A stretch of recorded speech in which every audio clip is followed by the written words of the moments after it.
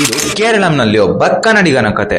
ಏನ್ ಗೊತ್ತಾ, ನಾನು ಮತ್ತೆ ನಮ್ ಫ್ರೆಂಡ್ಸ್ ಸ್ವಲ್ಪ ದಿನದಿಂದ ಕೇರಳಂ ಟ್ರಾವೆಲ್ ಮಾಡಿದ್ವಲ್ಲ, ಅಲ್ಲಿ ಪರ್ಚೇಸ್ ಮಾಡೋದಕ್ಕೆ ಕೆಲವೊಂದು ಐಟಮ್ಸ್ ಬೇಕಾಗ್ಬೋದು ಅಂತ ಒಂದು ಮಾರ್ಕೆಟ್ ಪ್ಲೇಸ್ ತರ ಇರೋ ಕಡೆ ನಾವು ಕೆಳಗಿಳಿದ್ವಿ ಬಸ್ ಇಂದ.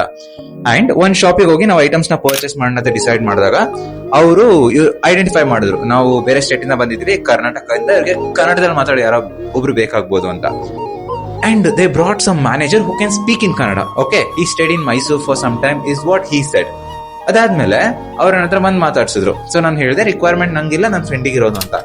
The moment he got to know the requirement is not there with me and with my friend, and when he realized she is a Malayali, ಅವ್ರ ಎಂಟೈರ್ ಕಾನ್ವರ್ಸೇಷನ್ ನ ಮಲಯಾಳಂಗೆ ಶಿಫ್ಟ್ ಮಾಡ್ಬಿಟ್ರು.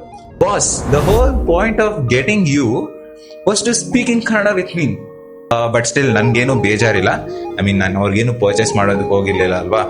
But apart from all this, I also C the cardamom spices, ಅಲ್ಲಿ ಸಿಗೋ coffee powder, tea powder, ಆ decoration items and sweets, like they are really really good and fine quality.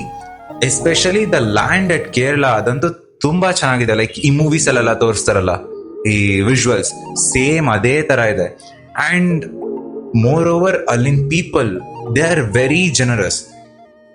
ಅಲ್ಲಿನ ಜನ ಅಂತೂ ತುಂಬಾ ತುಂಬಾ ಒಳ್ಳೆಯವರು. ಲೈಕ್ ಎಸ್ಪೆಷಲಿ ಭಾಷೆ ಬರ್ದೇ ಇರುತ್ತೋ ಅವರು ಮಾತಾಡಿದ ರೀತಿ, they made feel home. That was what so special about Keralam. So this was all about our Kerala story in a very short note. Cameraman Shivaraj ಜೊತೆ ಹೋಸ್ಟ್ ಆಂತೆರೇಸ್. ಇದೇ ತರ ಸ್ಟೋರೀಸ್ ಆಗಿ ನಮ್ಮ ಪೇಜ್ ನ ಫಾಲೋ ಮಾಡಿ ಇಟ್ಟಿರಿ. ನೆನ್ಪಿಡಿ, ಇದು ಲೋಕಲ್ ಬ್ರ್ಯಾಂಡೇ ಬಟ್ ಬೇರೆ ತರ ಬ್ರ್ಯಾಂಡ್ ಬಾಸ್.